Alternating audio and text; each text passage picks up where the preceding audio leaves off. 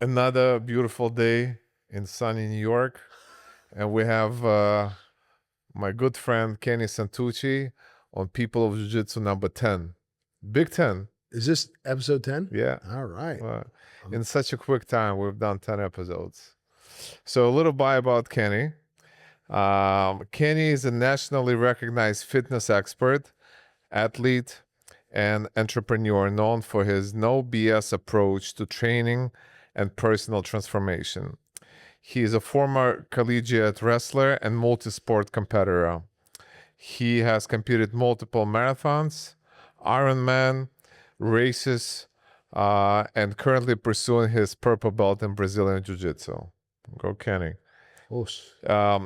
He is the founder of Strong New York, which is New York City premier fitness and wellness expo, and the owner of the Strength Club in New York City and New Jersey, which are two elite strength training facilities. He has trained some of the Hollywood biggest stars, including Jon Bon Jovi, Liev Schreiber, Frank Ocean, as well as everyday athletes, and have partnered with leading brands such as Celsius, Panatta, Melin, Reebok, Under Armour, and many, many others. He has been featured in Men's Health, Men's Journal, Shape, Well+Good, and other magazines. And finally, he has always continued to lead from the front, creating space that challenge, support, and inspire others. Whether on the mic, or in the gym, or on the stage, he is driven by the belief that strength, which is mental and physical, can change lives. And he is on a mission to share that message with the world. Woo! That was very well done. Yeah. My team put that together? Can't tell you. That's pretty good. You know what? The other day I had put up a video from a podcast that I was doing on my show, and I said, there have definitely been dark times through my life. I was canceled before people got canceled. I have been fired from every job. There was one point in my life where it's like everything fell apart. My personal life, my social life, my work life, everything was just crumbling.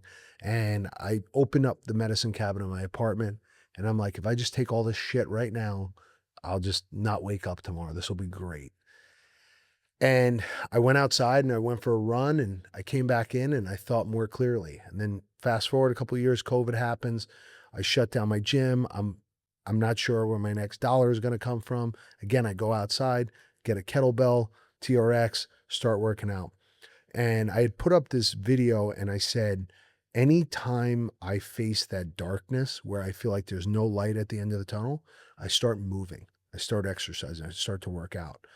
And somebody goes, well, you've never really dealt with any real depression. It's like, what the fuck is real depression, right? Like somebody who lives in depression and that's how they identify themselves. They're like, well, I'm depressed and I'm upset. It's like, because you choose to be, you're asking for it, right? Like there's a lot of people out there who, there are different ways. There are little ways. Like I always tell my clients, chalk up little wins. If I eat a better meal, then I'll feel better about myself. If I go crush a piece of cake, biologically, physically, mentally, I'm going to feel like dog shit.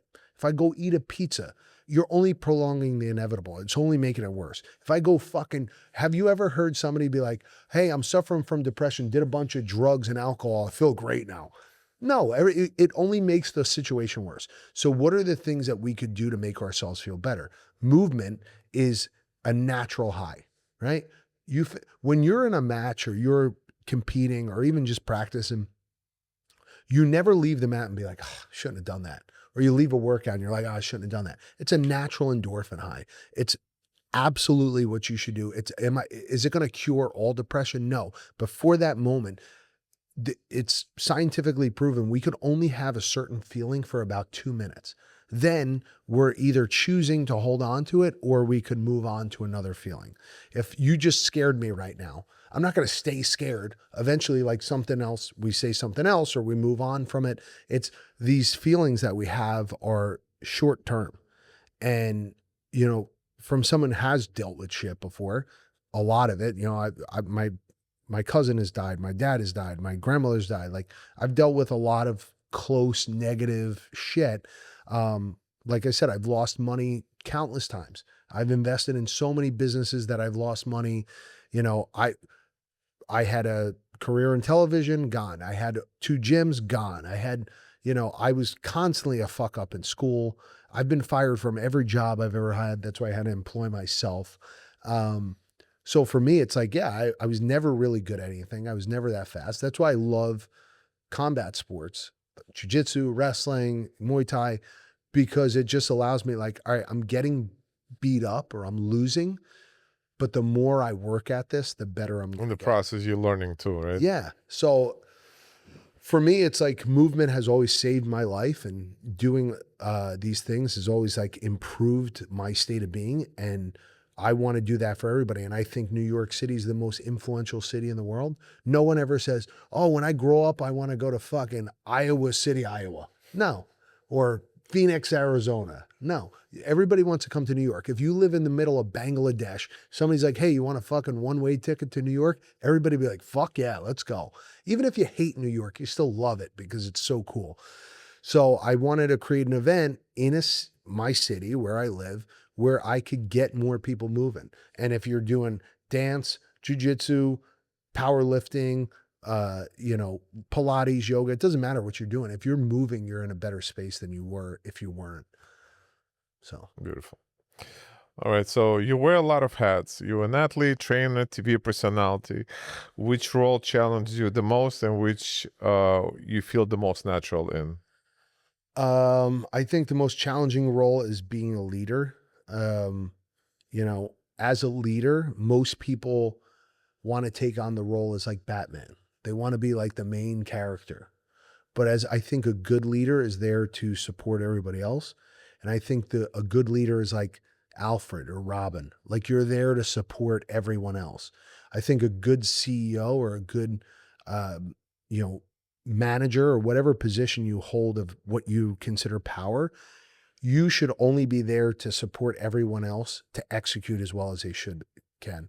I don't want to, even at my gyms, like, everybody's like, well, you talk and you go and do this interview. And I'm like, no, I want you guys to do it.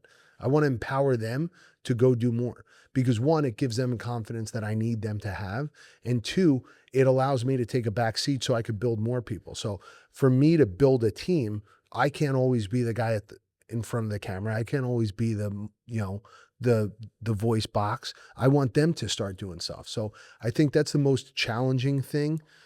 Just because you're managing people, you're managing other people. I couldn't control my emotions.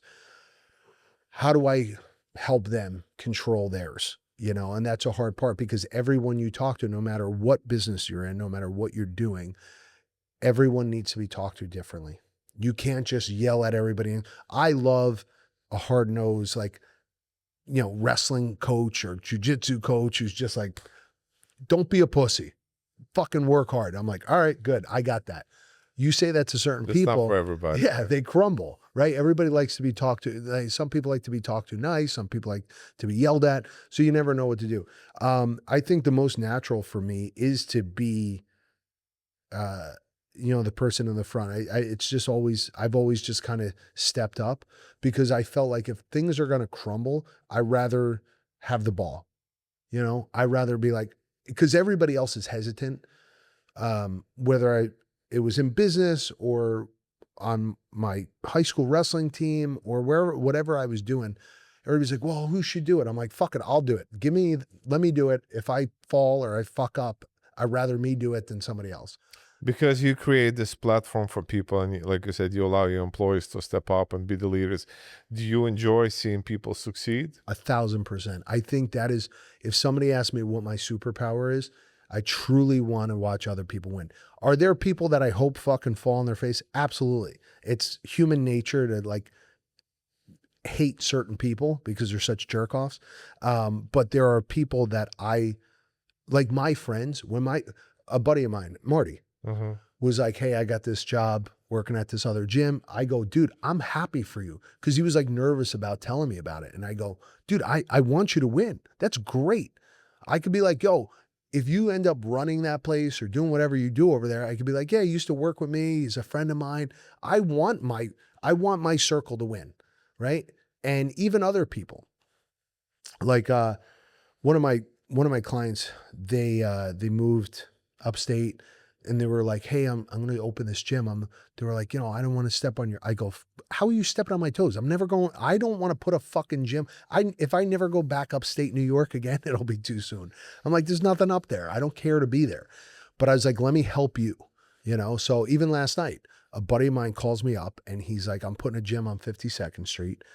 I'm about 2 million in the hole. Just sit with me for an hour and kind of let me pick your brain." I was like, "No problem."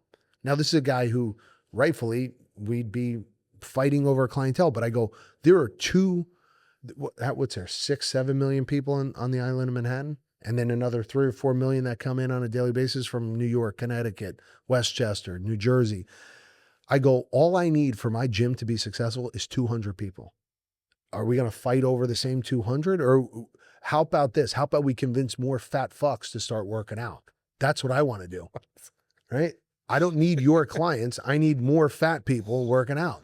And because I was fat, and I freely say that, and people get so offended by that. They're like, "Oh, it's not the best delivery." I don't give a shit. Take the delivery how you want. I'm not saying it to put people down or offend anybody. I'm saying, as someone who was there, as someone who struggled with their weight, no one is ever going to convince me that you're better off, happier, or healthier being heavy. You're not. You're not. You're just taking an easy road, and no one's ever said, "Oh, that guy who took the easy road, yeah, he really ended up winning." It's like, no. The best stories are told about somebody who came from nothing. There's not a guy on the fucking planet who doesn't love Rocky's story. Here's a guy who was a loser at nothing. Everything was hard for him, and he just fought and fought and fought and fought, and you want to see him win. Right? That's why we could all get behind the story. We love hearing that story. I mean, I'm sure every one of these guys, what makes their story great is that they lost, or they lost something, or there was some difficulty that they had to overcome. And that's what makes a great story. And at the end of the day, as humans, we're storytellers. It's my favorite Halloween costume for many years, being Sly. Some of my friends tell me I look like him, the way my mouth moves, Adrian, but I love Sly. And I love that era of actors in general, Bruce Willis, Stallone. Stallone, Schwarzenegger. Yeah. I've seen him on the Van Damme. I've seen them on the stage. There was some reel about them getting on the stage wearing suits. I think they were getting awards for something beautiful, and obviously they put Forever Young song behind, and that makes everybody cry. Yeah. Strength Club. Tell us how you got into it. You have 2 locations, right? Yeah. So I started my first gym in 2012, 2013. Completely bombed that. I had some shitty partners. I knew what I needed to do. I just had the wrong team with me.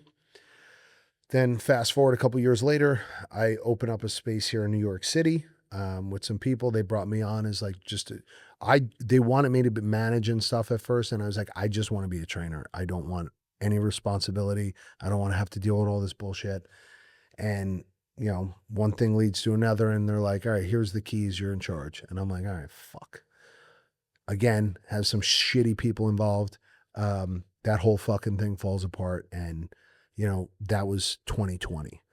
And during the pandemic, I just did what I thought I had to do, or what felt right to me. Was I started going and working out in the park, and I had a bunch of people join me. And, I had already started Strong New York, which was like my event. And we were operated under the Strong New York umbrella, but we were all sitting around after we'd work out because there's nothing to do during the pandemic. And I was like, "Oh, this is like our little strength club." We'd go eat, and then we'd go work out, and then go eat afterwards. And it was like 15, 20, 35 people all the time. So when I opened up the gym, it was just it was just an easy name. I was like, "Oh," because we're not really, I have a bunch of jerk off stealing the name from me and stuff now. But at 2021, there was no strength and social club. So I called it a strength and social club because we were working out, but we were hanging out as well.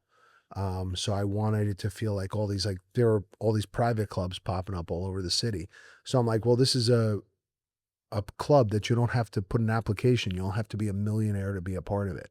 I want to encourage more people to move. I want people to work out. And then it was all under this umbrella of strength. I wanted to amplify that idea that, all right, it's not just about HIIT workouts. Like on my website, it says quit the HIIT and get strong, because everybody was like so obsessed with this HIIT training, which I liked. I was a CrossFit guy for a very long time. I still am. I still like it. But I think the basis of what everyone should be doing, whether you're 4 or 84, you should be lifting weights. You should be stressing the muscle to the point it has to perform and adapt and grow. So I need to be doing more of that. Building that armor for the body. for sure. It helps a lot. Yeah. I used to in my 20s, and then I got into jiu-jitsu, and then just managing time, dedicating enough time for jiu-jitsu, life, work, and then lifting. I run, but I would supplement some of the strength training for the running. Like I love to run too. Yeah. I just bought 2 new pairs of running sneakers and I love them. And I ran multiple marathons and Ironmans, and it's so natural for me to, like, something's going wrong, I want to go outside and move. But if I have the choice now, I'm like, all right, if I hadn't done anything today, I'm like, okay, first on my list, I'll lift. Second, I want to go do jujitsu. And then if I still have time and I feel up to it, I'll go run, because you only have a certain amount of energy that you could give to these things. Otherwise you burn out. Like, I'm not saying you can't do it. I could get up tomorrow morning and I'll go lift in the morning, go for a run in the afternoon. If I still have time, I'll go roll. But Sunday, I'm going to feel like fucking somebody beat the shit out of me. So somebody probably will, but So building an event that moves more than a muscle. You are the creator of Strong New York, which Forbes named one of the top fitness festivals in the world. that was a big accomplishment. Yeah. What was your original vision for the event, and how has it evolved? So again, my original vision has kind of stayed the same. I wanted to get more people in New York where everyone's more influential, right? If you look at the landscape of online apps and shit, right? Like Peloton and Tonal and Ladder, all these like big app companies, most of the trainers are New York based people. And if you look at all the news outlets, they're all based here in New York. Men's Health, Muscle and Fitness, all that shit. It's all here in New York. So if this is, and all the news outlets and TV and all that shit. So if I can make movement cool, if I can make strength cool here, then it'll spread like wildfire everywhere else. So the original idea was, okay, how I need to preach to people that they're getting stronger, doing whatever they do. It'll always lead to like I had a girl come to the gym tonight and she's like, I do Pilates and I've been watching your stuff online and I think I should do more strength training. I'm like, great. You are a fucking perfect example of what I'm talking about. The gateway drug is some sort of movement. And then when you really want the hard shit, when you want the cocaine or the LSD, you got to start strength training. And then hopefully it leads to jujitsu, right? Like I tell my sister and my brother, like they have little kids, I tell them all the time, the best thing, especially for my nieces, get them into jujitsu. I would sleep if I had daughters or sons, I would sleep so much better if I knew they could defend themselves. Yeah. Right? Like I don't have kids, you do. And it's like, I only know from my own experience, I'd be like, I would feel a lot better if they knew what the fuck they were doing in the street.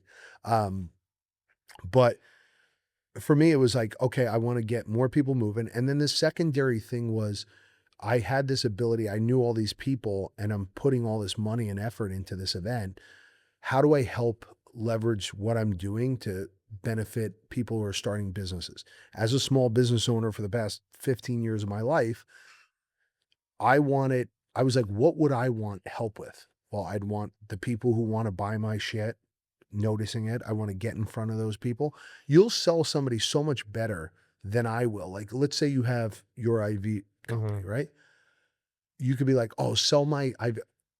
What the fuck? I don't know anything about IV drips and all that shit. Like when you were explaining to me before, I'm like, well, if you were in front of 5,000 people, you could sell them better on it than I could and be like, here, try some. Like, it's just, because of social media, we have less interaction and communication with people. So I wanted this to be, everybody talks about building community. I'm like, I'm actually trying to build a community of people. Like I big up all the other gyms in the city. Like I feature other gyms and other trainers. My event, everybody's like, why don't you ever have your gym at your event? I go, because it's not about my brand. It's not about my event. Yeah. It's about everyone else. I want to get people moving. I want to push other people's brands. I want to push other gyms in the city. You have to extend the olive branch. The only time I speak on stage is like, so I had Gunnar Peterson speak a couple years ago. He's like, I want you to interview me. I was like, no, I don't talk on stage. He's like, I want you to do it. I'm like, fuck. I go, all right, I'll do it. And that was the first time I've talked on stage ever, because I go, it's not about me. I want to make sure everyone else is taken care of. I realized a long time ago that I can't win unless I make sure everybody else wins. Here's my thought on that.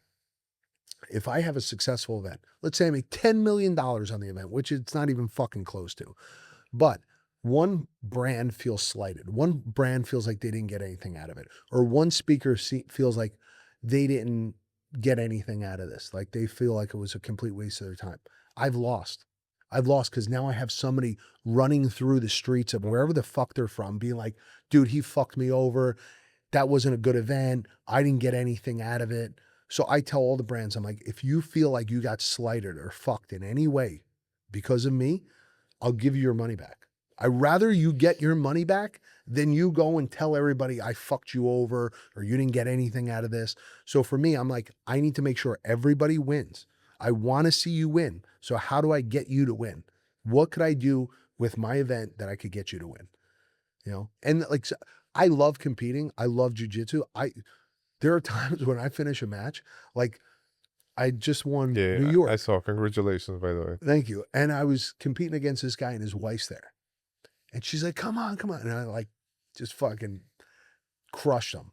Right. Like, cause I'm just in the moment and you're like, I just ran up the score. I fucking knee on belly and then I took his back and when it was over, it was like 17-0. And I was like, fuck, I feel terrible.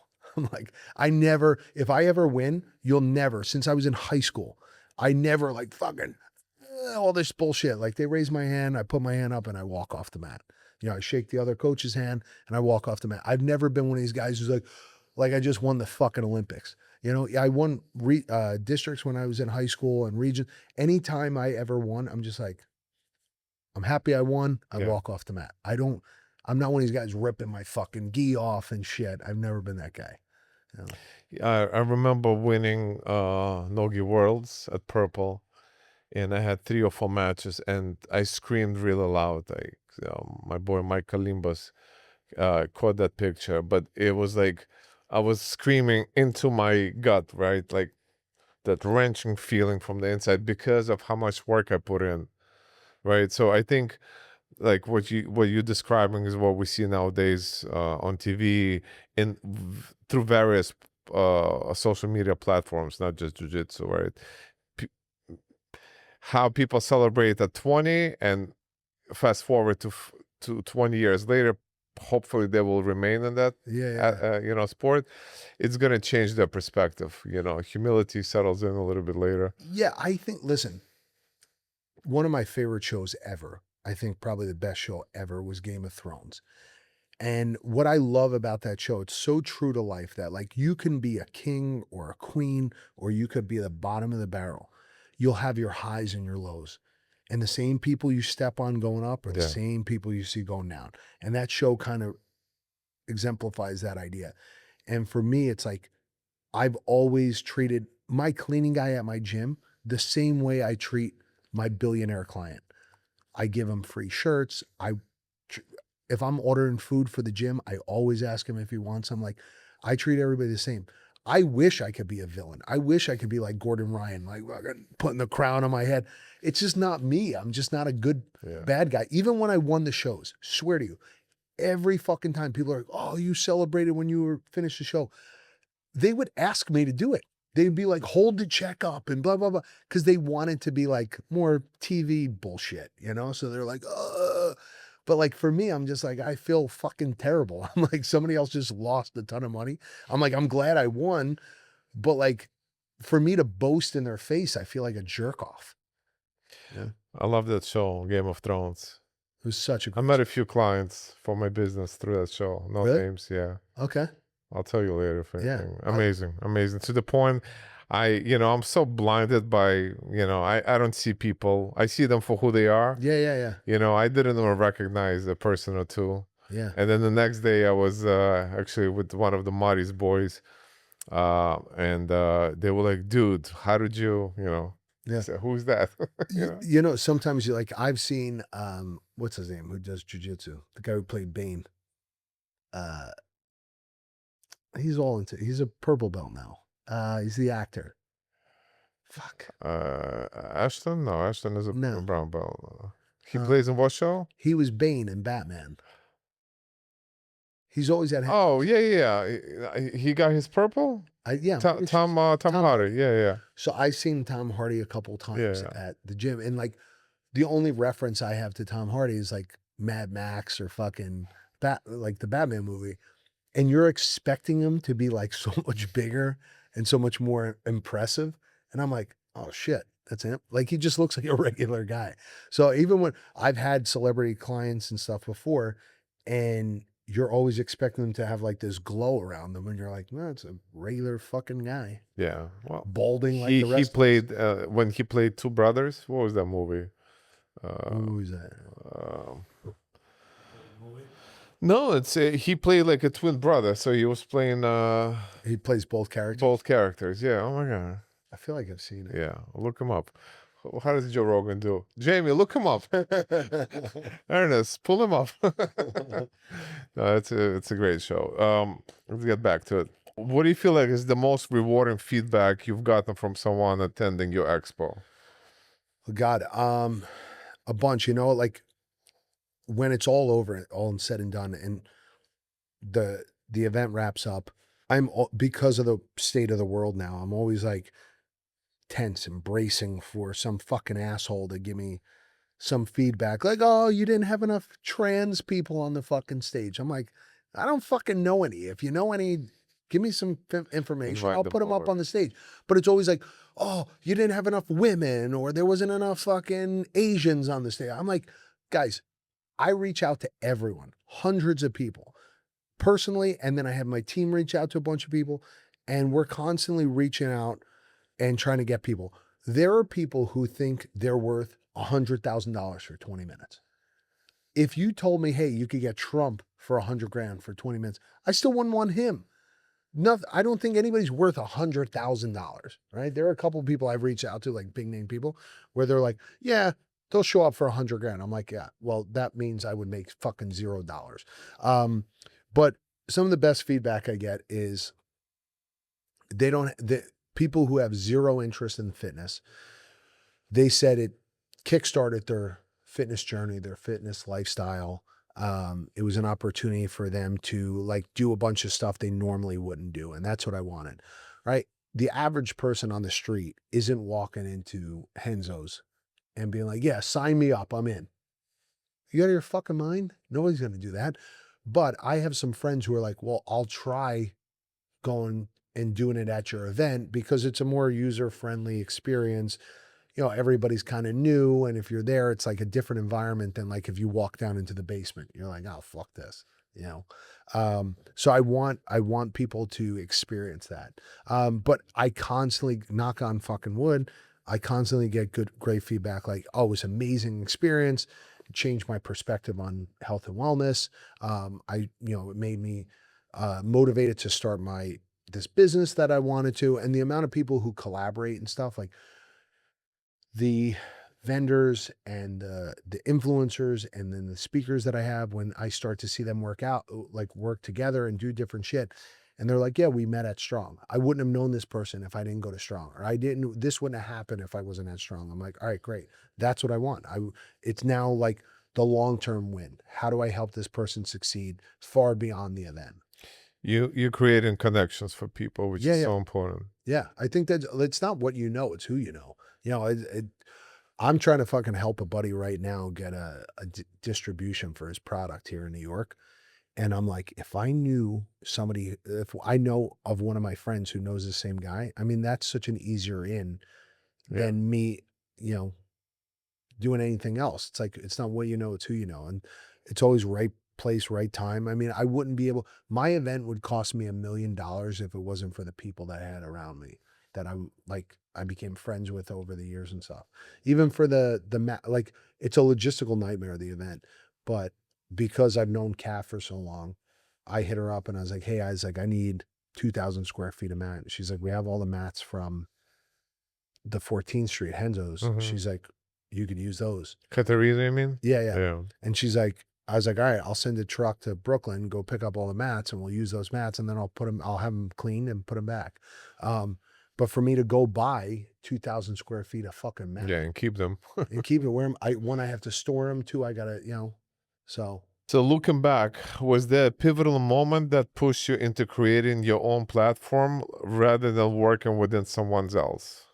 Yeah. I mean, if you ask any former employee I've had, they'd say I was a loser.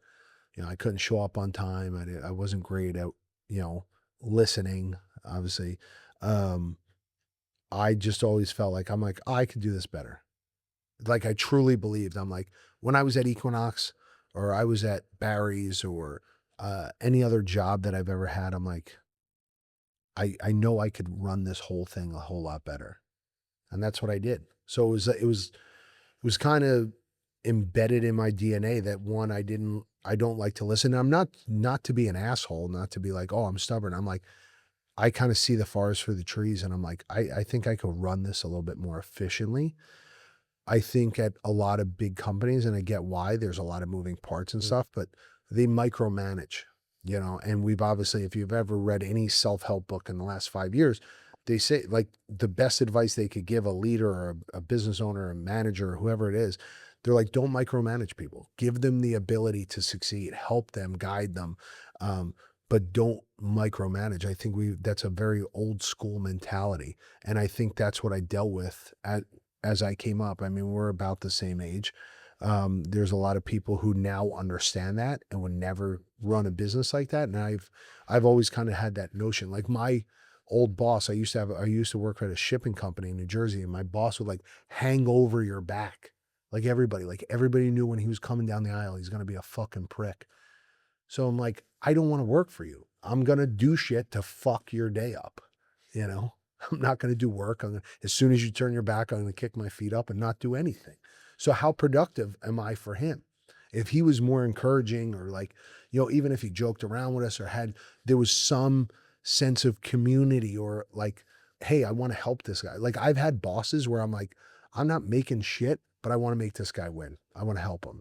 Right. Like that's the type of environment I try to create where, there are jobs. I mean, you look at something like the CrossFit Games, right? I've worked at the CrossFit Games before, and everyone there is a fucking volunteer.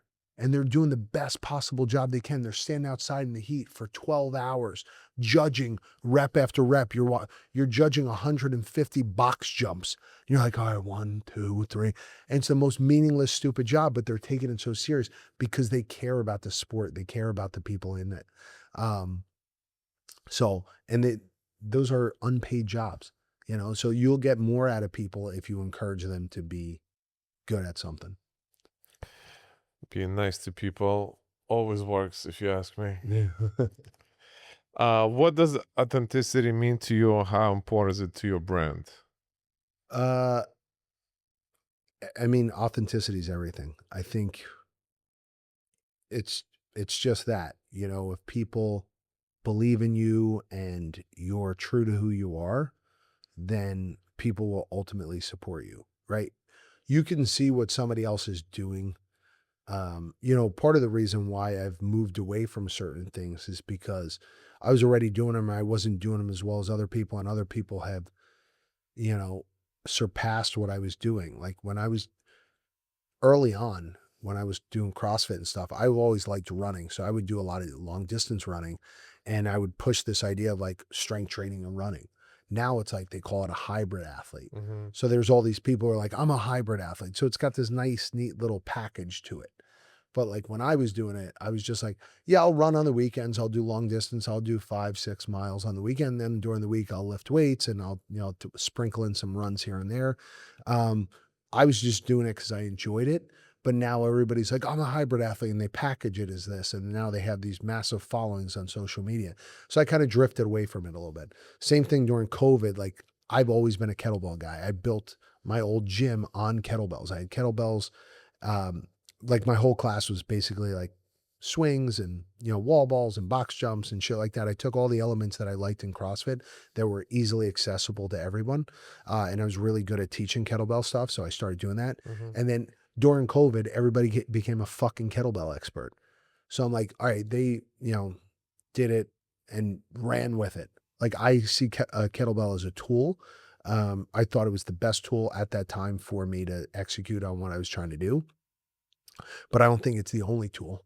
I call my gym like the laboratory. I'll buy new equipment or try new products and put different stuff in the gym because I just like playing with the toys. And I think there's 100 ways to get somebody to perform a squat or a push or a pull. At the end of the day, your body only does two things. It pushes or it pulls, either with your legs or your arms, So if you understand that cadence and that rhythm, it's like, all right, what are we trying to get out of this? I train 4-year-olds and I train 84-year-olds. It's like, how do I get them to, one, have fun with it, and two, continue to move at any age? So, I just try to not hold back and be who I need to be, but within the confines of, being socially acceptable. Sometimes I say some shit and I'm like, I shouldn't have said that. If someone only had 20 minutes a day to train, what would you recommend for them to focus on? Well, when it comes to exercise, like you could do 20-minute workout with a treadmill that would crush every time. If you did, 10-second sprints with 50-second rest, and did that for 20 minutes, you'll fuck yourself up if you're doing it the right way. That'd be a great workout. You could also set a timer for 20 minutes and do 5 pull-ups. One of the things that I've always done, and I've had my classes do all the time, set a timer for 20 minutes, do 5 pull-ups, 10 push-ups, 15 kettlebell swings, right? So you're hitting everything. And, get as many rounds as you can. Or every minute on the minute, do 10 push-ups or 20 push-ups. Assault bike? You like assault bike? I like the assault bike, yeah. And like what I like doing a lot with the assault bike is just arms sometimes. So you get like a nice upper body. I could give you 8,000 workouts in 20 minutes. Even just yesterday or Wednesday, I'm actually going on Fox News tomorrow to film it. They hit me up out of nowhere on Instagram. And they were like, hey, we see you're doing the RFK challenge. We'd love to have you do this. But 2 weeks ago, before RFK even announced this thing, I've always just been a push-up, pull-up guy. I think that's something that everyone should do. So 3 weeks ago, we were out in the street. I bought a portable pull-up bar and I set it up right on Broadway. And I go, the average male could only do 1 to 3 pull-ups. The average female could barely do 1. I was like, how many could you do? So people were coming up and doing them. And everybody's like, well, that guy's not locking out his elbows. I go, listen to me. I go, I'm just happy people are fucking moving. Do something outside your comfort zone. Let them do it. I had like little kids come up and older people. And so I just want to encourage people. Like, I don't want people to look at a pull-up bar and be like, holy shit, I can't do that. That's hard. I want people to be like, oh, I want to try. That's exciting. I should be able to do that. So just like there's people who never seen a pull-up bar before, never done a pull-up. Yeah. Yeah. I mean, there's people who are like the amount of people walked by and like, fuck that. I'm not trying that. It's crazy to me. Like, I'm like, no, you should want to do it. You should want to be able to pull yourself up. God forbid, you never know what situation you're. Planes go down, you're stuck in the subway, whatever it is. It's like you're being called for a cliffhanger too, You don't know what the situation may be where you're like, you're going to need the strength to either pull you or someone else up. So for me, I never want to look back and say, oh, I could have done more. Even when it comes to jiu-jitsu, I'm like, I should train more. And if I lost, it's because I didn't train enough. I always take full responsibility for any fuck ups that I have. Kenny, when you look back at your work and your influence, Yeah. what do you hope that people remember you for? Obviously there are going to be people who hate you. I mean, you look at God, one of the people, it kind of bothers me a little bit because it's so crazy. Like as a kid, even as a grown man, when I was 3 years old, my parents had a Hulk Hogan impersonator at my birthday. I was 3 years old and I fucking loved Hulk Hogan. And in 2005, when I first got on TV and stuff, I got to meet him.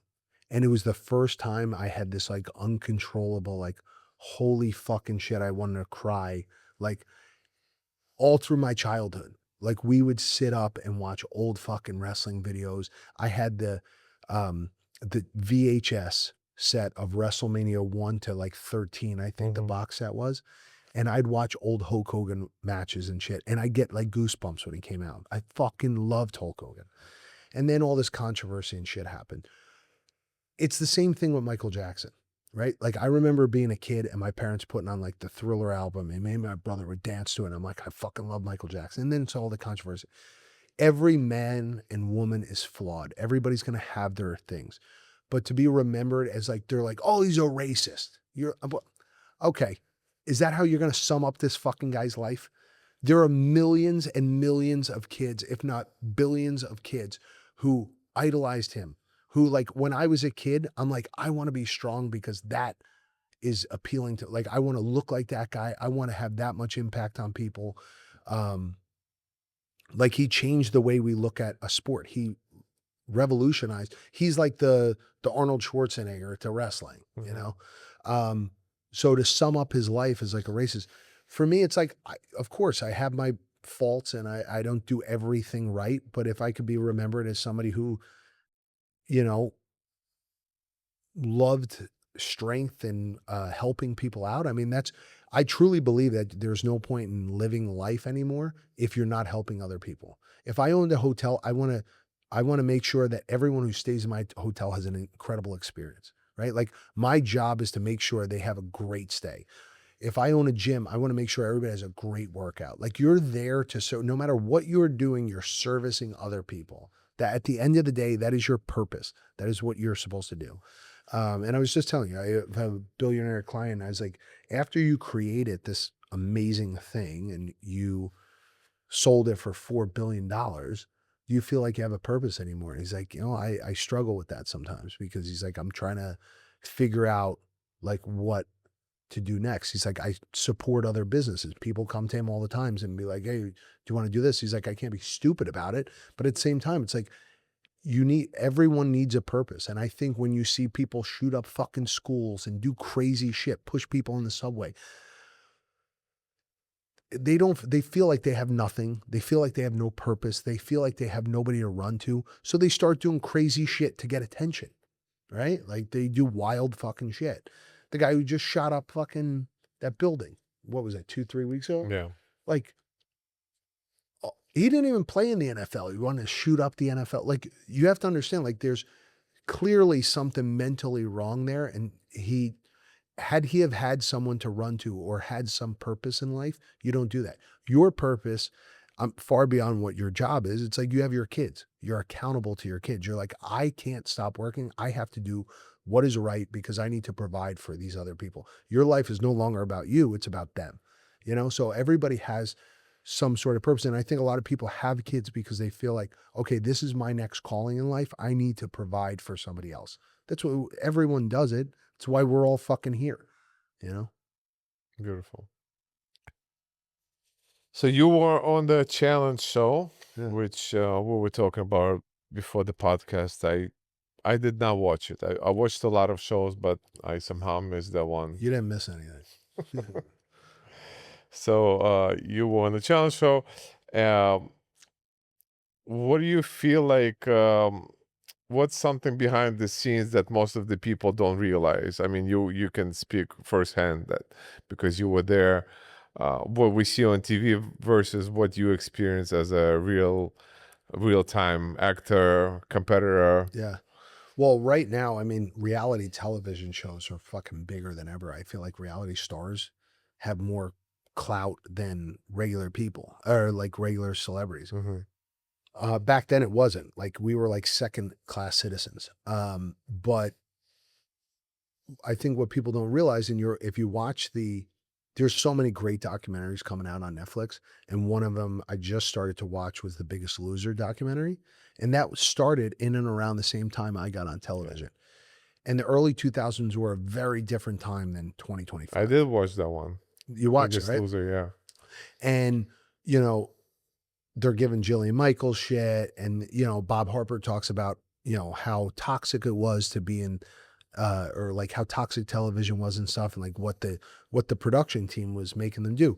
Everybody's like, oh, well, fucking cancel that, man, blah, blah, blah. It's like, no, it was a different time. It's like saying we should cancel everybody during medieval times because they were beheading people. It's like, that was fucking the social norm. I'm not saying it's right. I'm not saying it was the thing, but like, it was a different time. That's what people did. And you can't like go back and change it. We've already changed it. We already said, yeah, that's a bad idea. We're not going to do that anymore. Here we are now, you know, hundreds of years later.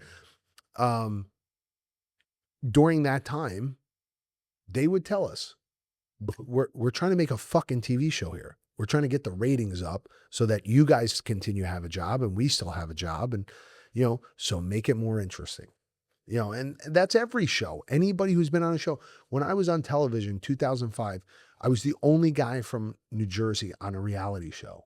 I think there was like one or two other people. Now it's like, I walk into bars or people walk into my gym. They're like, oh, I was on this and this. I was like, I don't fucking even know what that is. You know, there's so many shows and you could be YouTube famous, Instagram famous, TikTok famous, fucking, there's apps I don't even have or know, like the one where you play fucking video games. Those people are famous now. So everybody's famous. So it's better to not be famous because you're more unique than the people who are famous. But at the time it was unique, but people wanted that you needed to be more of a character. Mm-hmm. So what is one lesson you learned from being on the TV that still applies to your everyday life? I think the TV show is the life in a petri dish. You start to see how people operate when they get desperate, when they feel like they don't have anything, you know, just like we were talking about. You'll see people do dumb shit and stupid shit for attention, that you're seeing now, on social media and in real life.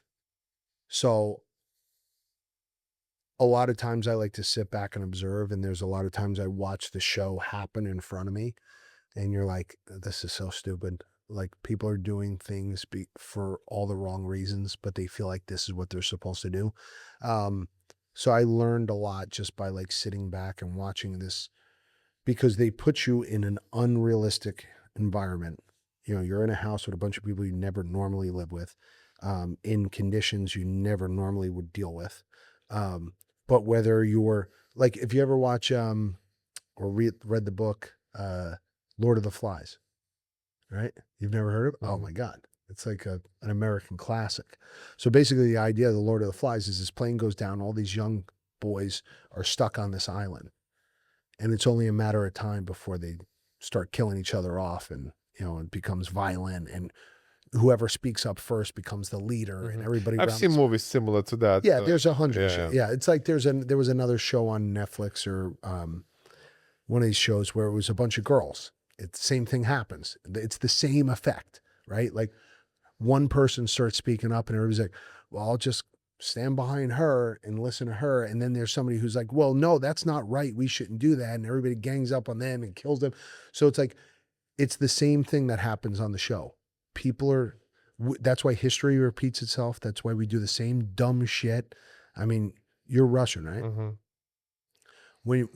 Here we are in New York City in 2025, and not to get political, but we all understand that socialism never fucking worked anywhere. And here we are having the conversation of socialism or communism. And you're like, wait, this never worked throughout history. Well, you have all these now young kids who've never read a fucking history book, that don't think it's important, you know, because if you don't know what happened in the past, you're naive and stupid to what now lies in the future, which is the same shit we dealt with before. you know? So they're like, oh, it like everything's like Hitler did that. You're like, what the fuck? You've never even read a book before. You don't even know what the fuck you're talking about. So it's that idea that people will make the same mistakes and continue to do the same dumb shit. And we are, you know, the reason why laws exist and there's lawyers and police officers and judges is because we can't police ourselves. So we need an adult to play that game and be like, all right, you're going to sit there and you're going to sit there. And we need other adults to tell us how to live our lives because we're too stupid because we make the same mistakes over and over again. Yeah, those are all important tasks, and people who are being put in those positions, you know, have a big job on their hands. You know, I was talking to a client today about the judge who passed away from pancreatic cancer. Okay. 88 years old, you know what I'm talking about? No. He was on TV for like 20 plus years. He was a judge? Yeah, one of them, they were saying like he was the nicest judge. Okay. Such a respectful man. Yeah, it just things happen so quickly. And there was a video, it looks like his family was shooting it really like probably a week or 2 weeks prior to him passing. And he was talking about how short life is and how a lot of us have great jobs, we're in a, you know, successful, demanding, respectful positions that we sometimes don't even appreciate. You know, we want more out of life. Mhm. We forget what we have.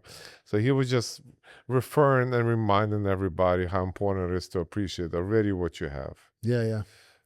Yeah, and just No, I think a lot of us, I have to constantly force myself to do that. You know, I was at the beach last weekend with my family and I'm stressing out because I'm putting this event together and it's fucking not easy and everything falls apart and shit gets hard. But I'm like, here I am in a place that I love with people that I love. Why am I pissed off right now? Like, why am I letting this? It's like, it's really not going to make or break the event if I don't get this or I don't get that. I'm like, I just need to pivot and figure something else out.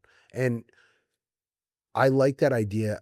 It's kind of like Jocko's thing where he's like, when something goes wrong, be like, all right, good. This is going to force me to fight a little harder to make, like what I do all the time in jiu-jitsu, especially at the last tournament. It was 3-0. I was winning. And when they say paro, they're like, get back in the, Stop, okay. yeah. Yeah, stop, get back in the middle. And they were like, all right, you're here and you're here. And the guy was like trying to get the underhook, you know, when he didn't have it before. And then he's like trying to trap my leg. And the ref was like, no, you didn't have that. I go, no, let him have it. Let him have it. Because I want it to be harder, right? Because I may be in this position again and I may have to deal with this. Give him it. And it's like, I ended up winning. But at the same time, I'm like, if you feel like you need to cheat to beat me, good. I've already beat you. I have already fucked with your mind enough that you feel like you got to take a position that you didn't actually have. I was like, take it. Take the underhook. I was training the other day at your academy. I came by to get a couple of shots for the page. And there was a gentleman who was participating in the next class, which was no-gi. He seemed like a beginner. At least his question was a beginner like. So, you know, I play very passive, especially in training, because I want to get into those positions. I want to get in a crappy position. Yeah. So I sat on my butt and I had my legs stretched out. Like that's a very comfortable kind of position where you better know what you're doing because it's so easy to get past your legs. Mm-hmm. And he was like, can I ask you a question? He's like, the way you were sitting, are you inviting, you know, the person in because he scored on you, he passed you? I said, yeah, I want to work my way out of bad positions. Yeah, yeah. You know, I want to be there so it's easier for us during the competition. Builds a character. Tough times builds a Yeah.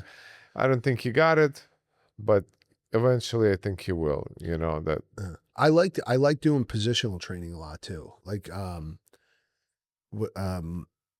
Fabio, do you know Fabio? Fabio, He teaches like the noon classes over at yeah, Anzo's. he does a lot of like positional training. Yeah. We'll always do like positional stuff. And it's always like, I like when we're in the back, because there's a lot of times it's like, I don't find myself there a lot unless I'm rolling with somebody like you, like a black belt. So it's like, I'm like, all right, I need to know how to fight out of this. I don't want to get to that position and be like, oh, this is new, I don't know what the fuck to do. I want to start there and be like, all right, what should I do? And losing teaches you more than winning does. So if I lost and you choke, like even when we rolled that time, like I was like, you beat the shit out of me, but I'm like, all right, I want to know what I did wrong, where I can move next, because I'm learning now. If I somehow magically beat you, it's like, what did I really learn? Yeah. Like, so I like being in shitty positions. I don't wish for hard times, but when they're there, I'm like, all right, how do I figure myself out of it? How do I get out of this? But hard times will answer all of your questions over the time, because what one person could explain to you after a single roll, or even weekly rolls, and you're going to continue asking questions, you're going to get less out of it than you actually putting yourself through those positions. sure. Obviously time will Yeah. either heal everything or will teach you, you know, to sharpen your art more and more. So I work with Jason probably once or twice a week, Jason Yang, who I fucking love. And I worked with Rafa for probably 2 years. And when I work with them, it just helps me figure out, like, I'm very comfortable in like a headquarters position. And when I'm there, it's like, guys like you or them, they'll sweep me or trip me or do something. And I'm like, I want to be there. I want to get more comfortable in that position. And even with them telling me exactly what to do, I still need to be in that position 20 times with 20 different guys for me to be like, okay, now I know what I should be doing. Now I know what I should be looking for. Because everybody thinks lessons are like, oh, I learned that and I should be good. You know, oh, I saw that guy do that, so I could do it too. You know, it's like, I actually, they both amazing teachers and athletes. But because I spend more time when I come to your academy with Rafa, he's obviously smaller than me, but his technique, and I asked him the other day, like, how he came up in the ranks, because he has a very similar style to me, given different body sizes. I love rolling with him. I think he's an amazing teacher. yeah. He's very technical, and he's got that simple jiu-jitsu stuff that Yes. works. And not only works for him when he competes, but it also works in the way he teaches and brings it up to us. He had given me, I started working with him day one of me starting like gi training. I never really trained the gi. And I started with him like 3 years ago. And he kept my game so simple. Yeah, Don't do 1,000 things. Be really good at these like 3 or 4 that's things. all. And we drilled him and drilled him and drilled, like till I was blue in the face. We would drill the same shit. So it's like he knew what I was good at, and he just made me really good at those like 3 or 4 things. And then Jason kind of revamped my game a little bit. He's like, all right, now you're getting to this position, do this or try this or do this. But yeah, Rafa gave me such a fucking great base. So I loved working with both of them. Beautiful. Yeah. Getting back to your TV reality show life, you stay in contact with anybody from those days, and have any of those people, if you're in contact with them, transform into your fitness lifestyle? Yeah, 2 of my best friends are a big part of my life. My one buddy I was texting with today, he stayed on television, did really well. He still does really well for himself. He's trying to be a fucking DJ or some shit now. So I was like, all right, I want you to DJ my event. So he's got a big following. People love him. He was made for the show. He's just a big personality. So I have him DJing at my event this year. So he's like, he's more of a party guy. And then my other buddy is, he helps me with all like the marketing and advertising, and helps me with all my gyms. So 2 of my best friends I've ever met were 2 guys on the show. And I've been friends with them for 20 years now. So, yeah. And there's a couple of the girls from the show. Obviously I don't talk to them as much. Everybody lives all over the place. You know, there was a point where 3 or 4 of us actually all lived here in the city. And we'd all hang out a lot. One of them sadly passed away not too long ago, but I'm sorry to hear that. Yeah, she was great. But there was, yeah, I mean, like some people I still stay in contact. Actually, it's crazy because the guy you were asking me about who like had choked me and stuff, Mm-hmm. um, and then we were like wrestling on the back patio. I haven't talked to him and had like real communication with him in got fucking 10 years. And he just randomly hit me up on Instagram and was like, hey man, just want you to know I still follow you and blah blah Yeah. blah. And it was, it was Shit. cool because we haven't talked and he's Good not shit. that type of guy. He's not. Yeah. So it was cool to hear from him. And then there's other people who like do dabble in the fitness space who I had this one kid, I never even met him. He wasn't even on the show when I was on it. He's a lot younger. He had come on probably 5 or 6 years ago. And he had I was actually walking to Henzo's. I was on 30th and 7th. And he's like, Kenny. I'm like, who the fuck is it? And he's a big guy. I was like, what the fuck is this? And he comes up. He's like, hey, man, I'm on the challenge. I just want to say hi. I'm a big fan, blah, blah, blah. I'm like, oh, shit. I was like, all right. So there's a lot of like, it's, it was a great time in my life. It was good. It was something really fun to do in my 20s. I don't think I'd still be doing it though now. Like I like the fact that I moved on. I was like kind of forced out in a little bit, but at the same time, like forced me to grow up and do something I really fucking love. Because even when I was on the show, people are always like, "Oh, did you like being on TV?" I'm like, not really. Like people think like, "Oh, that's the goal is to be on TV." But for me, it's like I truly believe I'm doing what I'm Mm-hmm. I'm meant to do. I love it.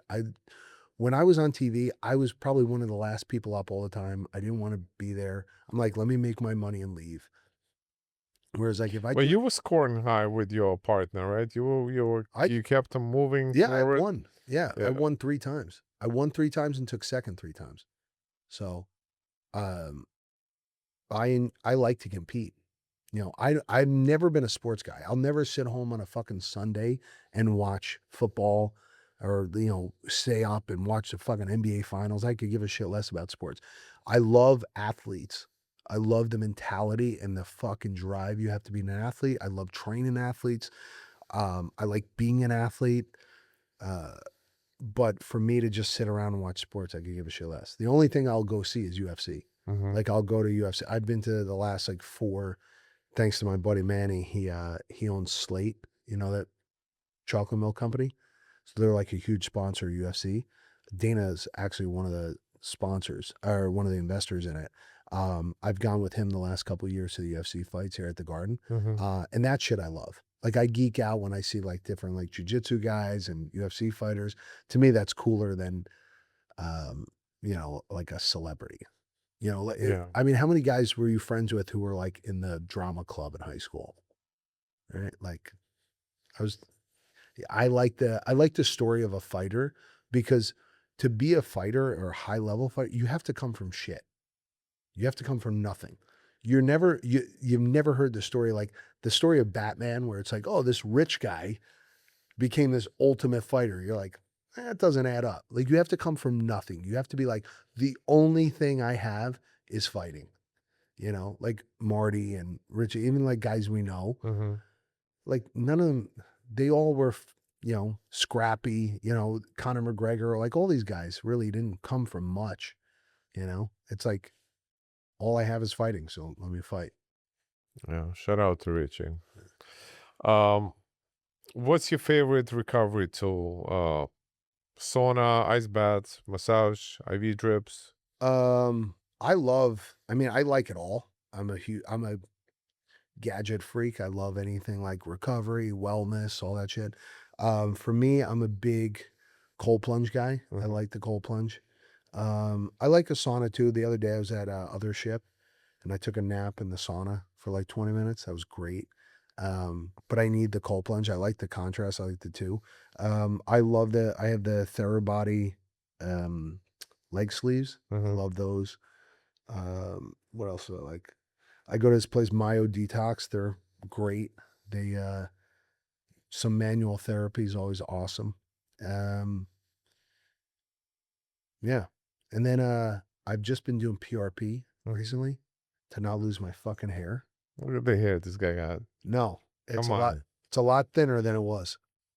Definitely a lot thinner. So I've been doing PRP for the past like 6 months, 7 months. I go every like 2 months to get they like pull blood out of your arm and just shoot it into Yeah. your forehead. Do some biotin shots too, intramuscular. It's great for strengthening the Biotin? hair. Yeah. Really? Very simple. It doesn't absorb well by your gut, Yeah. but in the intramuscular form, it works well. I'll take that.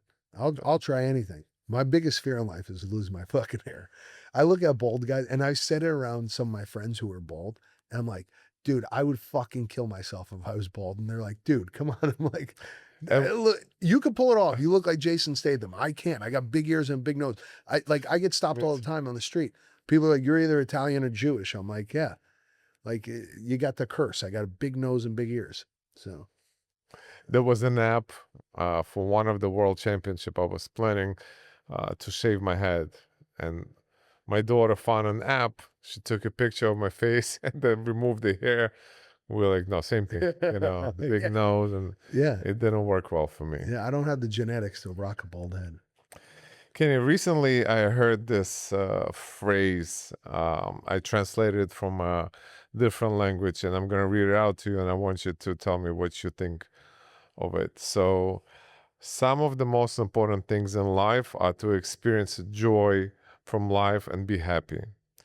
And in order to achieve that, you must do three things, as this person says, apparently. Do things that resonate with you, do it only with those that you want to embrace, and do it where you are in harmony. I agree with that. I like that. I mean, I think there's a lot of times that people start to force themselves into circles they think they belong in, or they want to hang out with people because they think they could get them somewhere. But I've always found the most joy and been the happiest when I'm with people that I just naturally gravitate towards. Like I was saying, those two guys that I was friends with, that I've been friends with for the past 20 years, there were, I mean, if I added up all the people who've come on the shows that for the time that I was there, it was like 2005 to 2011, 2012, somewhere around there. I had met so many people and I'd gotten to meet celebrities and shit like that. But if you don't click with somebody, I've seen a lot of situations where people are like forcing to hang out with each other because they think they could bring value to each other or get something out of the other person. Um, I've always just hung out with people I like being around. It just feels better. Um, and I think true happiness, everybody thinks money will bring happiness. And I've never had crazy amounts of money. But I know enough rich people who are fucking miserable and hate their lives. And and I've had money and I've lost it, and I've had money again, I've lost it. So I don't think, and I think we're so obsessed with money in this country, but I've been to some of the poorest parts of the world and people are just fucking having the best time ever. They could give a shit less about money and all the other things.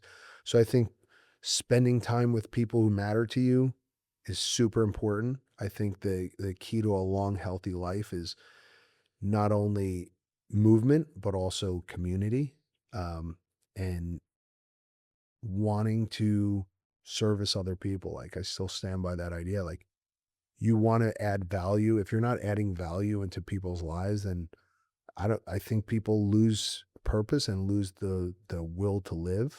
I saw it happen with my grandmother. I saw it happen with my dad.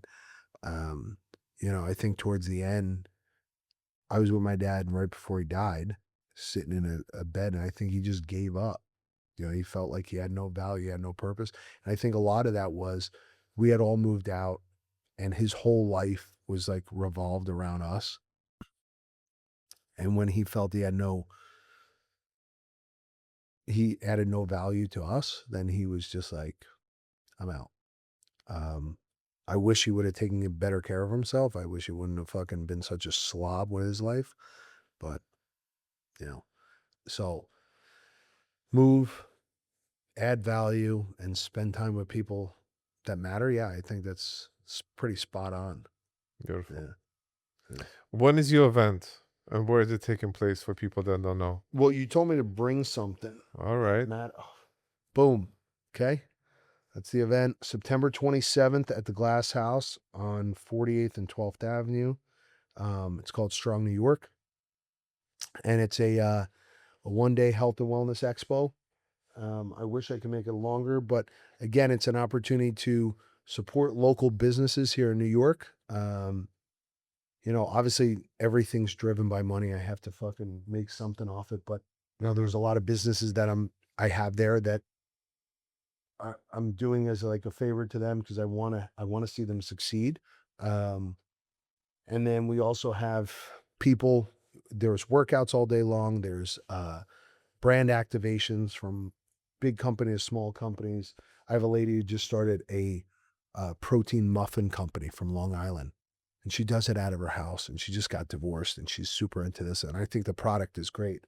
And I'm like, and she was like, oh, I can't really afford to be there. I'm like, okay, well, don't give me anything. Just show up, set up a table, and I want you to fucking get everyone. Your job is to get everyone to try these fucking muffins because they're so good. And they're like, I think like 90 calories per I love muffin. muffins. Me too. And it's like 90 calories and it's moist and it tastes great. And I'm like, I don't know what the fuck's in here, but I want everybody to try these. And hopefully somebody at my event will be like, hey, I want to invest in you and help you out and build your business. Like, to me, that would mean the I world. wish I had a friend like Kenny who would believe in me more in my business. And I want you to be there. I told you last year. I know. I'll come in for the muffins for sure. They call me the Muffin Man. Yeah. Let's set it up. It's happening where? At the Glass House? A Glass House on September 27th on 48th and 12th Avenue. It's a beautiful venue. We have, so everybody's like, oh, I can't figure out how to work out or I don't know where to go. It's like, well, this is it, and I obviously we work with a couple different charities. But we also, like, over the years since we started the event, I've probably given over $100,000 to charity, different charities, Breast Cancer Research Foundation, Release Recovery Foundation, the Alzheimer's Association. We've donated money and proceeds from the event every year because I just think it'd be weird to not support some sort of charity. But also there's a free run in the morning that we're partnering up with a bunch of different brands. We're working with the guys from Running Man, the guys from Endorphins. So they're all a lot of local brands, to get more people moving, workouts, everything. So You know why I'm smiling? why? This is your story from today. So I saw this story on Kenny's Instagram, and the headline is "The best gift to your kid?" ? A strong parent. How true is that, and how realistic and important it is to understand that from most of the folks, whether they're parents or planning to become one day? Yeah. Well, listen, I look back when I was a kid and I looked at my parents like your parent could be the biggest fuck up in the world, but they're still your parent, right? Like I remember looking up to my parents and being like, they know they have the answer for everything. You go to them for everything. You're only going to be a better parent when you're stronger, when you feel better, when you take care of yourself. They're going to mimic everything you say and do. So why wouldn't you be the best guide for them through life? I think it's super important. Yeah. If they see you're a fuck up, they're eventually going to start to fuck up. And you have to know that they're going to watch. I mean, I don't have any kids, but I have 8 nieces and nephews. 2 of them are my godkids. So they're always like, oh, you're my godfather. You're my godfather. So I always try to do everything I could to help them, to show them, to do extra for them, because I want them to win. Why wouldn't I want them to do well in life? It's crazy. I think it's weird when you don't want to see people. The only people and I'll be honest, and if anybody out there who disagrees with me is a fucking liar. There's definitely people you don't want to see win. And it's not out of jealousy. It's out of like, I just don't think they're the best example for most people. Good on them that they've convinced people that they're somebody else. But sometimes you're just like, this guy's a piece of shit. So that's my 2 cents. I mean, anybody, and I actually just said this on a podcast yesterday. Somebody, and give me your opinion on this. Somebody who likes everyone likes no one. If you have no opinion, good, bad, or indifferent on somebody, like if you're like, oh, I like him, he's nice. I'm like, do you like anybody really? I just like somebody who's just more authentic and real. Like we were talking about authenticity. It's so important.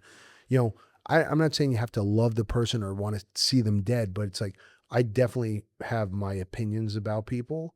Um, not because of what I heard about them, but because what I know about them. Your relationship. My relationship with certain people. And there are people that I love, and most people I want to see, even if I'm not crazy about them. Like there are guys who do the exact same thing as me, who have kind of fucked me over a little bit, but I'm still like, you know what? I hope he does well. I want him to do well because it doesn't do my life any good to, one, hold that anger and animosity in, and two, to watch somebody else do bad, right? If a business opens up and it's thriving, like all the gyms and coffee shops in my area, I go and support everybody, and the restaurants. Like there's a guy who's got a smoothie shop downstairs from my gym. We do business together. I'm friendly with him simply because when he first opened the door of that place, I went downstairs, I walked in there, and he's this chubby little Indian guy, and it's a smoothie bar. And I go, how fast do you want to be out of business? And he's like, what do you mean? I go, well, clearly you don't look the part of a guy who owns a smoothie shop, right? I go, you look like you should be running a fucking, I don't know, a bodega or some shit. I go, if you're going to sell protein and stuff, like get good stuff in here. I sat with him and we went through, I was like, here, get this creatine. You could add this to a shake and add $3 to $5. Like I would pay $3 to $5 extra for a scoop of creatine in my shake. I go, use these brands because people who know, the more educated the consumer becomes, the more they're going to be like, well, I've seen that brand before. I like that. I put that in there because that's a better quality product, not this bullshit you bought on Amazon. And I was like, don't use all this shit in there because that's a ton of calories. Now, if I'm going to buy a smoothie, I don't want a 2,000 calorie smoothie. I want something that's 400 calories. After that, he started training with me. We worked out together. We do business together now. Like he even texted me yesterday and he's like, hey, drop all the flyers off so I could drop. He has like 6 or 7 smoothie shops. He's like, I'll drop flyers off at all my other spots. But like, I want to see him win. If he goes out of business, what does that do for my business? But if he does well, it's only going to help my business because now there's more people eating better, drinking better smoothies. You know, it's only going to add. So when you see somebody, it's like, try to help them out. And you don't need anything in return. If they do something in return for you, great. That's awesome. But don't expect anything. It's like, but watching somebody else win is only going to add value to your community, to your life, to the people around you. Because I send my clients down there and I'm like, go have a smoothie down there because he's got good shit. You know? So. Good point. Few blitz questions. Shoot. Squats or deadlifts? I hate squatting. Deadlifts. Morning workout or late night? Either. Anytime I could get it in. If I feel like I rather work out in the morning, but if I have to save it till night, I will. Cardio or weights? Weights all day. One exercise you'd ban forever? I'd ban forever. Yeah. I hate doing hip thrusts. They're good for you. I like doing them. There's a lot of people out there who fucking don't think there's any point to them. I think you could strengthen any plane of motion, especially if you're a Jiu Jitsu practitioner. Like if somebody's on your hips, I want to be able to hip thrust and fucking push somebody off. Way you get good at that, do hip thrusts. I actually hate doing them in the gym. Yeah. Coffee before training, yes or no? Coffee, I'll drink a couple. I'm He's drinking one drinking it right now. now. Yeah. It's fucking 8 o'clock at night. I'll drink coffee till my fucking eyeballs fall out. Pizza or pasta? Pizza all day. Go to cheat meal. Cheeseburger, bacon cheeseburger, preferably a smash burger. Gotham Burger is like I like that place a lot. It's my boy Mike Puma. The place is awesome. But yeah, I mean, basically any good bacon cheeseburger. Sweet. What is one exercise you hate but still do? Split squats. I just did them today. I fucking hate doing them, but I did them. Yeah. One athlete you would love to train with.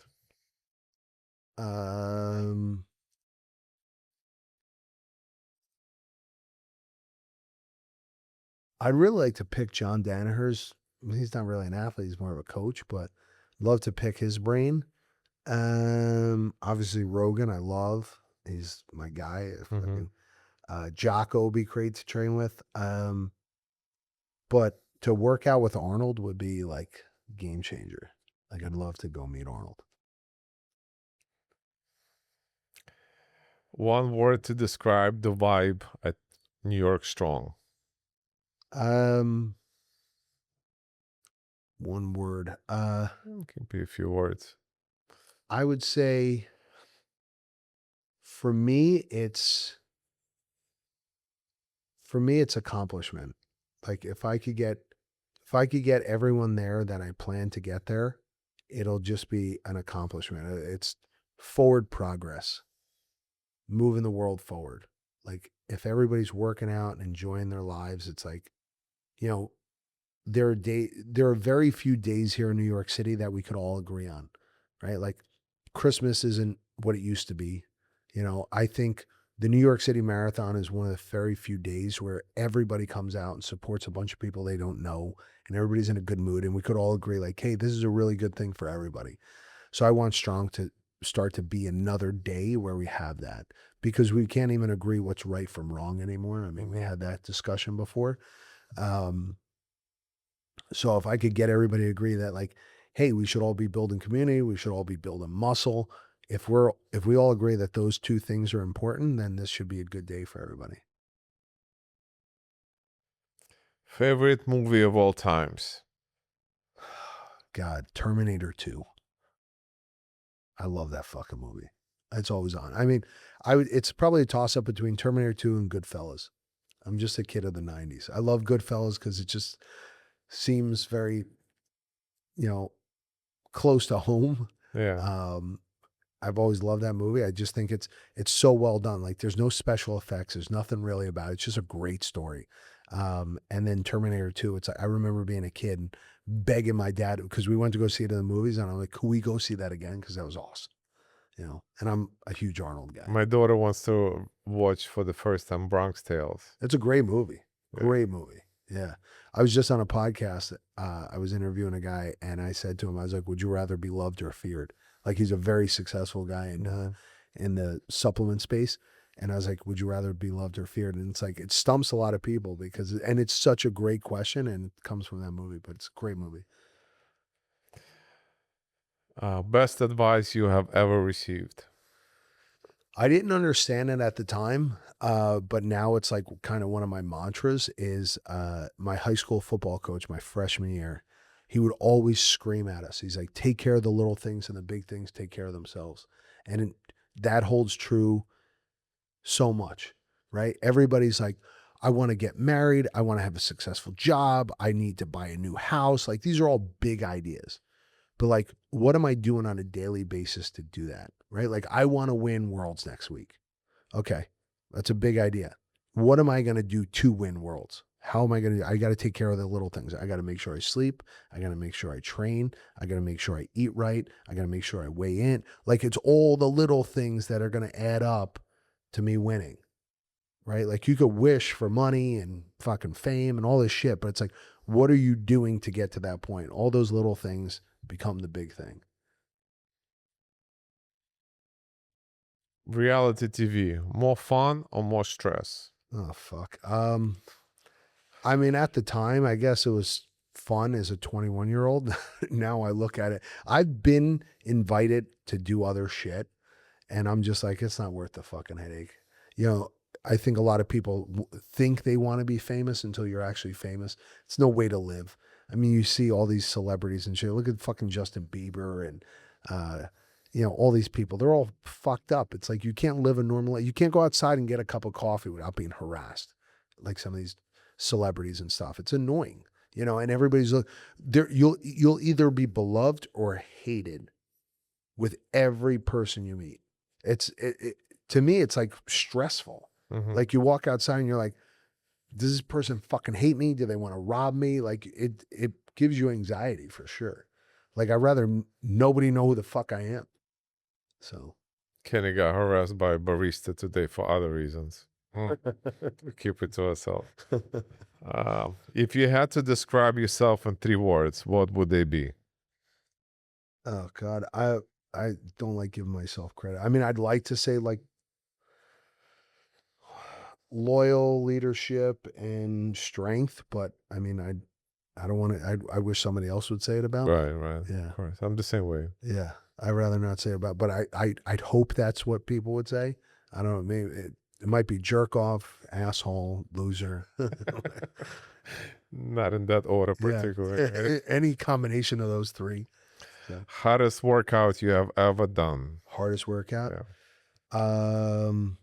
God, so many. I'll tell you what. There was 2 weeks ago or 3 weeks ago. I was doing. We were rolling, and it was in Sapo's class, and I rolled with Sapo, and then some other black belt, and then some other fucking black belt called me out, and they were all like kind of pretty fit, better guys, and I'm trying to just like keep. Rashid, yeah. and like every one of them was like attacking me like a fucking dog, and it was like 3 rolls in a row, and I'm like, fuck.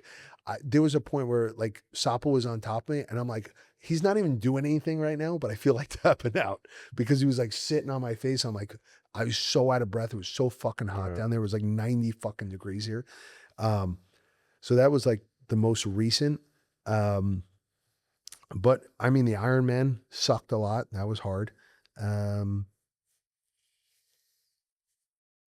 then I've definitely done some CrossFit workouts where I was dying for sure. I mean, I've done a bunch of shit. I mean, it's only as hard as you make it, right? Like if you know how to like control your breathing and adjust, it's like any roll, right?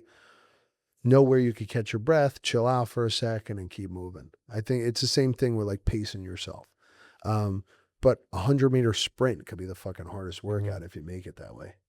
So Training solo or training with a partner? always with a partner. Like I like to train solo, but only if I have to. Training with somebody else is just, it's the best. You know, I highly recommend everyone find somebody, good, bad, or indifferent. You know, the best advice I've ever heard even when it comes to jiu-jitsu is like, train with somebody worse than you, train with somebody better than you. You know, you could train with anybody. Like when I was down the shore last weekend, my training partner was either my cousin Gina, who's crazy overweight, or my mom. They're both older women, out of shape. They're more in shape than other people their age. But for me, it's like, and everybody's like, oh, this is who you're working out with? I'm like, yeah, she needs my help. I'm here to help her. I want to see her. I'm going to push her a little bit harder than she normally would. But like, I'll work out with fucking anybody. I love to work out. And if I can encourage more people to do it with me, it's like, then I don't have to do it alone. So. Ever had to kick somebody out of your gym? No,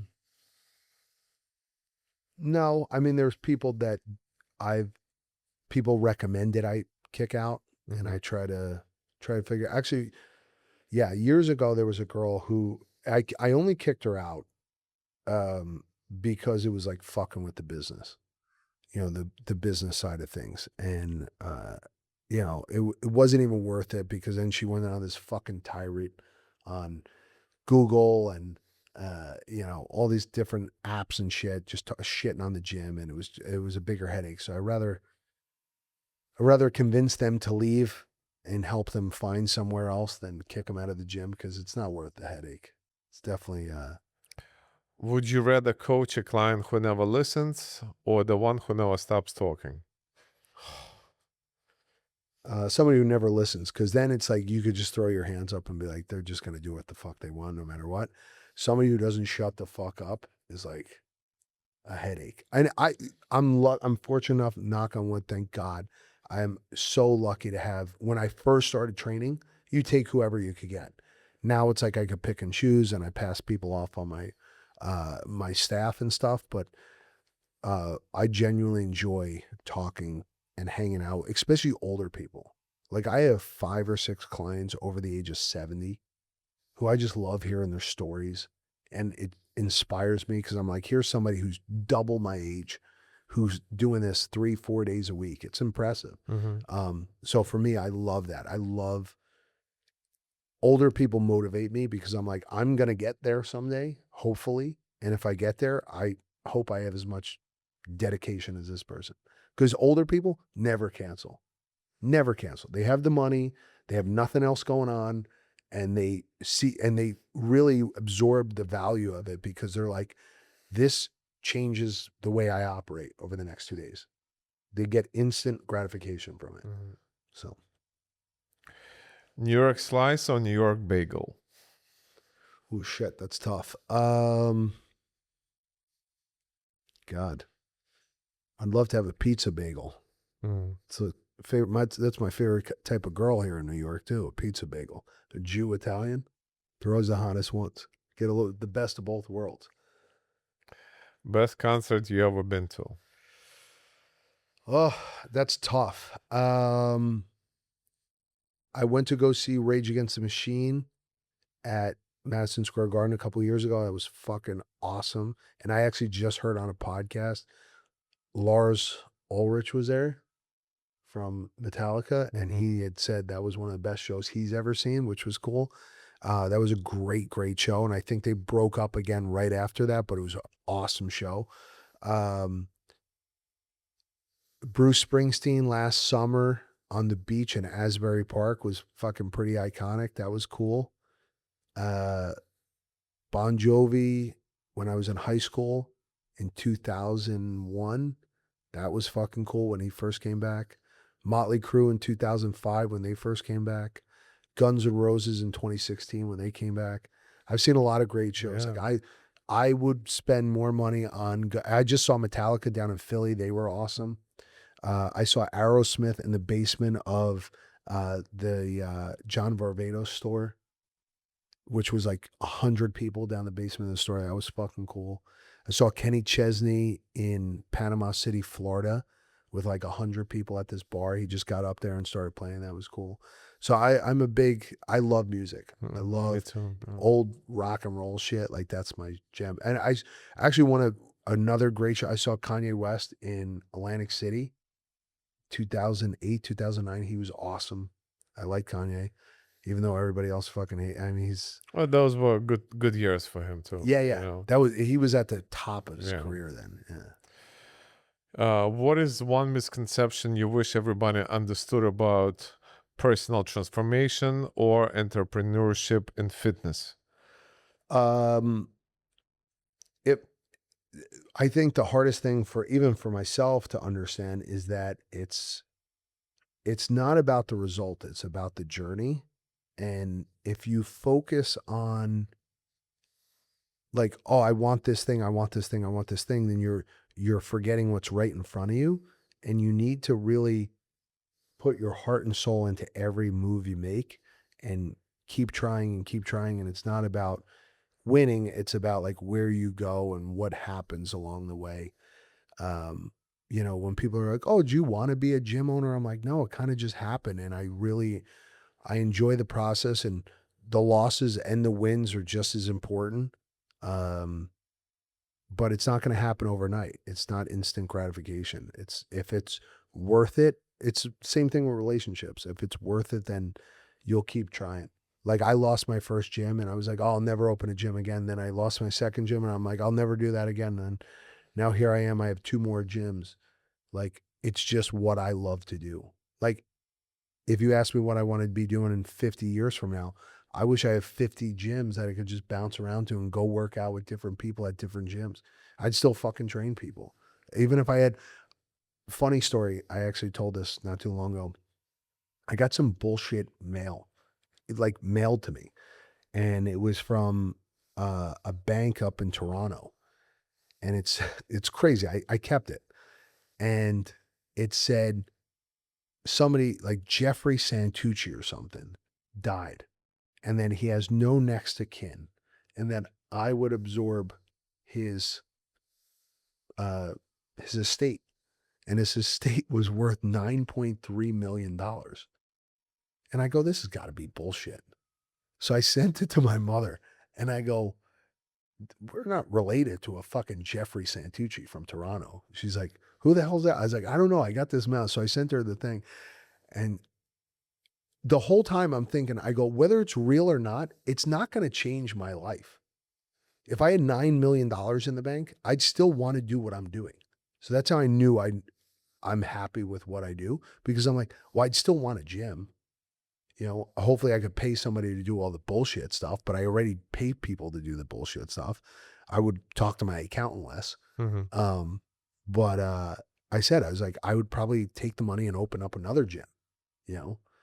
So for me, it was, you know, whether I had $10 million in the bank or 10,000, I'm like, I still like doing what I do on a daily basis. Never ending If story. if I had more money, I'd probably train more too. I'd probably be I wouldn't have to work as hard, so I would fucking train in the gym more. If you weren't in the fitness industry, what do you think you'd be doing? Oh God, I wish I had the ability to sell my feet on OnlyFans or something like that'd be cool, because That's those what's up. people look like they live a pretty good life, traveling to fucking Dubai and fucking, you know, the Amalfi Coast, just taking pictures of their feet on a boat or some shit. That'd be cool. I don't know. I really couldn't sell anything else. I sell fitness because I believe in it. Mm-hmm. I love it. Like, even if I was a doctor, like, a lot of doctors will sell you medication, things like that. Like, I truly believe I'm selling people the best possible thing I could sell them. What's a quality pleasure outside of fitness that you never give up on? I'm sorry. What's a guilty pleasure outside of fitness you never give up on? Smoking cigars. I love smoking cigars. There's nothing better than sitting back and smoking a fucking I good got a cigar. buddy on Edgewater. He owns a place, Havana on the Hudson. Really? It's a Amazing. cigar bar? It's over obviously Edgewater on the water. Yeah. No shit. I've never heard of it. Yeah. It's What's it called? Havana's on the Hudson. Oh, I'd love to go. It's like, Yeah. you could bring your own shit there, or you buy it there? No, you gotta buy 2 cigars there, Oh. but very reasonable, and he's an amazing dude. Him and his brother. Is he a jiu-jitsu guy or no? No, No. he's a good scotch and a cigar guy. Yeah, I love that. Yeah, but the views of the city, especially during I gotta go there. reverse sunset. So last week I was busted my ass, and I was like, on Thursday, I got to leave. I'm going to go to the shore, hang out with my family. We were doing this pop-up at the gym. And I said, as soon as I get down the shore, I'm going to fucking light a cigar, kick my feet up, and just sit outside. And it was almost like bliss. Another thing I like to do, a little bit of mushrooms, like chocolate mushroom. Not too much that I'm fucked up, but just enough to like ease my mind. Let's do a few more. How do you personally define strength beyond the physical? I actually came up with this because I was put on the spot. Somebody handed me the mic at one of the events, and they were like, say something. And I was like, well, strength isn't about picking up heavy weight. It's about when you're at your lowest point, which are your weakest point, can you pick yourself up? And then can you pick up other people? Right. And I think the gateway drug, again, is like fitness. It's about exercising and believing in yourself. That, like, the amount of people that I've seen through the years, when they get their first pull up or they pick up weight they never thought they'd be able to pick up, and they're like, facial expression, nothing else matters to them. It gives them an ultimate sense of accomplishment that they're stronger than they thought they were. So for me, it's like, there are going to be dark times. I don't care who you are. I don't care how rich you think you are or how well you think you have it. You're going to deal with some dark times. Can you pull yourself out of the darkness? Physically pull yourself out of darkness. And then when you can you, pull other people up with you, So If you can bring one dream guest or headliner to the expo, who would it be and why? So every year I tell the girls, I'm like, all right, let's just say we had $50,000 to play with. We don't, but if we have 50 grand, who do we think we could get, or who should we get that would move the needle, that people would be excited about? that like if we posted like, oh, hey, this person's going to be there, we're going to sell fucking 2,000 tickets. And every year I can't really come up with somebody because I'm like, well, because most of my team are, 30 something, Yeah, yeah. 40 something year old. Who you like and inspires you is not necessarily. So a couple years ago, I was going to pay Diamond Dallas Page like 10 grand. I'm like, oh man, he'll do a fucking yoga class. And I love fucking wrestling. And then everybody's like, who the fuck is Diamond Dallas Page? So I'm like, all right, that doesn't work. And then they were like, oh, what if we get like Alex Earl or something? I'm like, who the fuck is that? And some girl does like fucking makeup shit online. I'm like, no, I don't want that. Like none of the guys I'm going to have come give a shit about this girl. So I'm like, every year I think like, I'm like, who would it be? Like, obviously if I could have anybody, probably like somebody like The Rock. Mhm. Like The Rock is like universally loved. He's a symbol of fitness. I wanted 2 years ago, last year, I was trying to get Mike Tyson because I'm like, he's a New Yorker. He's a legendary sports figure. I think he's an incredible motivator and speaker. I love his attitude towards life, you know? So for me, it'd probably be like between The Rock, Mike Tyson. I had CT Fletcher a couple of years ago. He was awesome. And I just randomly hit him up on Instagram. But yeah, those would probably be my top two. I was actually trying to get, and again, I said RFK. I think what he's doing right now, like obviously he's polarizing. Some people love him, some people hate him, but I like his approach to this whole like fitness thing, like the push-ups and pull-ups and, cleaning up the food system and all that stuff. Like I like him. And then there are people like, he's anti-vax. I'm like, fuck. Here we go. You don't like this one because he's this and this one for that. And I'm like, everybody's got their flaws. Like my best friends, there's shit I don't like that they like or that they say shit that I don't agree with, but I don't hate them for it. Even my parents, like me and my little brother and my older brother are fucking polar opposites. Like there's a lot of shit we agree on. There's a lot of stuff we like. We all grew up wrestling. We all like wrestling and fucking metal music and all that shit. But there are fundamental things about our personalities that are completely different. The way we handle certain things is completely different. I don't hate them. They're my brothers, right? Like to hate somebody because of like one or two different things they believe or they like, it's like saying, oh, I hate all Democrats because they're fucking stupid. My best friends are all fucking so liberal. I live in New York because I teeter-totter on both. There's a lot of shit on the right that I like. There's a lot of shit on the left that I like. But I fall in the middle because there's shit I don't agree with on both ends. So whenever he's like, oh, I'm fucking chop your dick off and you call yourself what you want. I'm like, okay, let's chill with that shit. But then there's also stuff where it's like, I think we should help everyone. I agree. I think we should help people. I think we should help the people that want to be helped, not the people who aren't helping themselves. You got to be able to accept help when it's being offered to you. So I'm liberal on a lot of shit and I'm fucking conservative on a lot of shit. Mhm. So. Yeah. Don't get nothing out of me when it comes to that. Yeah. No, but listen, us New Yorkers, we have to adjust to things, right? Yeah. 'Cause, Yeah. We're in a melting pot. Like, yeah. I don't believe when people are like, this person's racist or this person fucking is this, you can't live here and be so on one side. Because I have friends who come from all different backgrounds. There are certain people I love who are Muslim and Jewish and Italian and fucking, liberal and super conservative.